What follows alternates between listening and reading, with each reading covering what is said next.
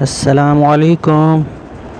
पिछले में मैंने आपको आर्मेचर काट के बताया था। अभी मैं आपको ये माशाल्लाह ये देख रहे हैं कि इतने सारे आर्मेचर हैं। ये इंशाल्लाह ये आज कंप्लीट हो जाएंगे। ये हैं आर्मेचर चॉपर के।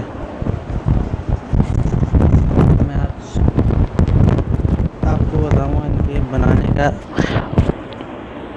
बिल्कुल आसान तरीका, जो बिल्कुल नए सीखने वाले उनके लिए इतना आसान तरीका होगा कि वो बिल्कुल इजीली ख़ुद भी बना सकते हैं। वो मैं एक वीडियो देख रहा था, उसमें वो भाई समझा रहे थे, मगर उनका समझाने का तरीका ऐसा था कि वो किसी की भी समझ में नहीं आ सकता था कि वो 6 पे कनेक्शन लगाना है तो वो 4 पे शुरू करें। तो ये ऐसा कुछ नहीं होगा, जिस पे कनेक्शन लगेगा उसी पे शुरू हो जाए।